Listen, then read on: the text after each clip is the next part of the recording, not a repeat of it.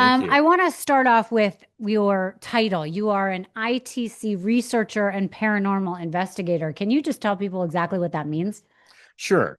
ITC, which stands for Instrumental Transcommunication, is sort of a second step from EVP or electronic voice phenomenon. Electronic voice phenomenon uses a digital recorder, and you turn it on, you ask questions and hope to get answers. The difference between doing straight EVP and what was later termed as ITC is that you're hoping for more of a two-way communication rather than asking questions, taking it home, loading it to your computer, and only hearing answers after you've left. So that's the difference between EVP and ITC. One's one-way communication, and the other one's supposed to be two-way. EVP is actually a form of ITC. ITC is being able to communicate using any type of instrumentation. Got it. Okay. So, did you grow up loving Poltergeist or something? Like, how did we get into this? Because Well, I loved Poltergeist. everybody loved Poltergeist. Yeah. When that movie came out, it was, it was mind blowing. But actually, that's not how I got into it. In fact, I was a complete skeptic my most of my life. It was when I met my wife, and the shows started coming out, and she kept watching them over and over. And she'd say to me, "Come on over here, you're gonna love this." And I'd last about 2 minutes. And I'd get up and I'd look at her and I say, "You realize none of this is real. This is for television only. None of this exists." I mean, and I'd look at her and go, come on. Well, then she tricked me back in 2010. It was Valentine's Day weekend. And I said, "Hey, Valentine's Day weekend's coming up. What do you want to do?"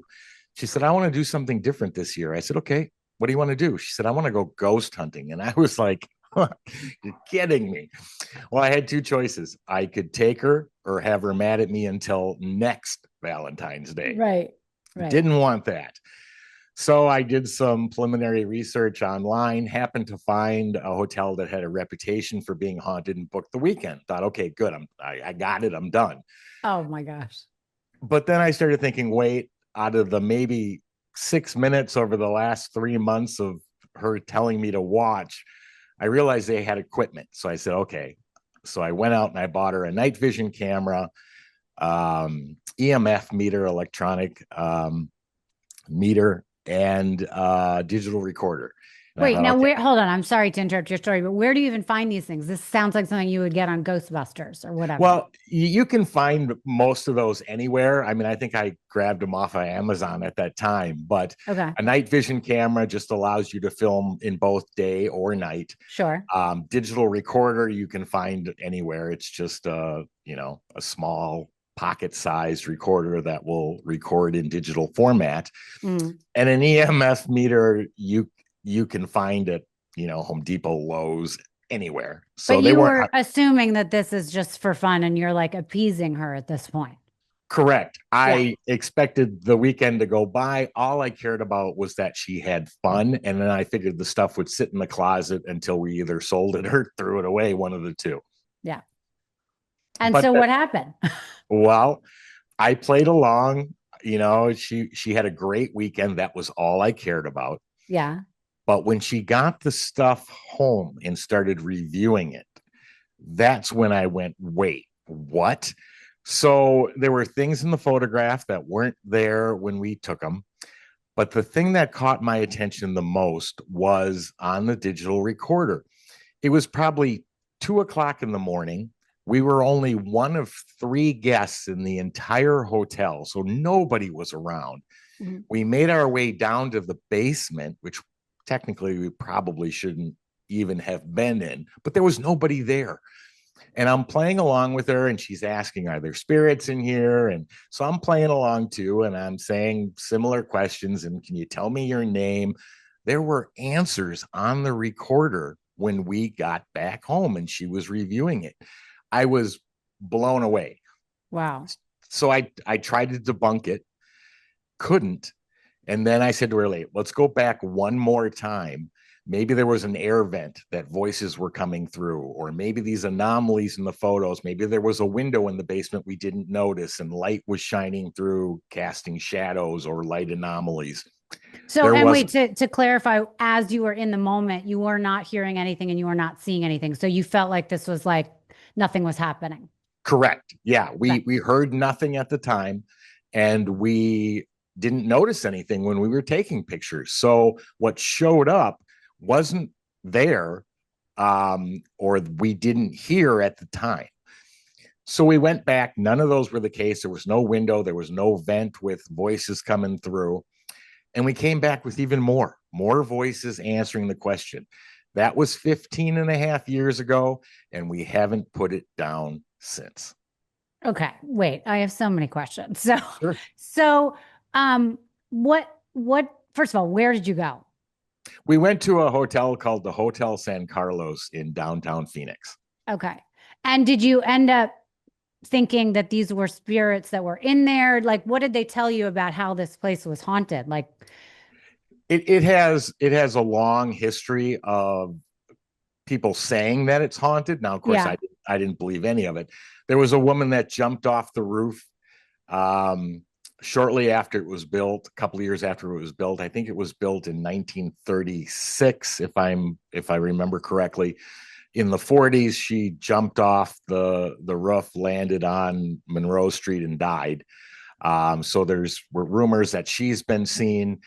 There's rumors of strange noises. It sounds like wooden chairs being dragged across wooden floors, yet the hotel today has no wooden floors. Everything is carpeted, but we heard it. We heard all that. Um, And you but don't think at this point the hotel is just sort of having these sounds or things happening because people come there because they expect to interact with spirits? no, like I said, being completely skeptic, I didn't expect anything to show up on pictures, video, or audio, but it Oh, was there. And we investigated that particular hotel like over 50 times because of everything that we were catching. right. Wow. Okay. Amazing. All right. You talk about communicating with disembodied consciousness. Can you explain what that means? Sure. When we started this, um, and I realized that we were getting voices, we had one intent. That intent was to capture the clearest spirit voice that we could and prove. I mean, EVP has been around since the 50s, Mhm. and people are aware of it. There's many people that have captured them. It's not something that's unknown. Is it scientifically proven? No, but it is out there. There probably hasn't been an advancement in spirit communication in 75 or more years, but we wanted to capture something that really made people go, wait a minute, how did this happen? Mhm. Well, the way we went from chasing spirits, well, the spirit I found was my own, because we weren't chasing just a spirit or a voice. We realized through the evidence we got through the research that we were literally chasing consciousness, our consciousness as we're alive here on earth, and consciousness that survives death and becomes part of what we believe to be universal consciousness after death. But it survives. It's the ontological primitive of life, meaning it's there before you're alive. It's fractal portioned of universal consciousness while you're alive, and then returns back after death to universal consciousness. Okay. So if I'm following this train of thought, what does that tell us about life after death? It absolutely exists. But Not in the communications you say you've had, have you asked about it? I mean, are they in a state like we are where we're fully aware of what's going on? Do they think they're the same person? Like explain what you have learned. sure. So who you are on the inside, what you think, what you feel, what you know, that's consciousness. Okay. Life cannot be experienced without consciousness. You, for something to happen and you say, oh wow, did you see train go by or whatever. You have to be conscious to be aware that that happened. All of that awareness boils down to what consciousness is. It's knowledge, it's understanding, it's memories, it's who you are at the root. Mhm. That transfers, well, not even transfers the wrong word, because if you are consciousness in human body form, all you lose is the vessel or the container, the body. And that essence of consciousness of who you are, your personality, and every part of it, that continues on. Okay, I'm following. So have you had any communication with these spirits and asked what's next? Like Well, what are they doing? Are they floating around? Like just consciousness floats around? Do you know what I mean? Like it gets confusing. So what happens? well, there's a lot in that question you just asked. First of all, people always ask us, well, have them tell us where they are. Well, time and space is a human construct. We created it. And our version of it is linear, meaning that your past is on one side, your present is the here and now, and then your future is what's yet to come. That does not exist for them. So having us telling or asking them, where are you? Is like me saying to you, Rachel, do you like ice cream? And you say, yeah. And I said, okay, without using time, tell me the last time you had ice cream. Physical impossibility. You can't Right. do it. So there is no real past or future. There is only the present. And they are, we believe, by what information we've gotten, our energy, frequency, and vibration. Their life is anything they want it to be by just plain thought.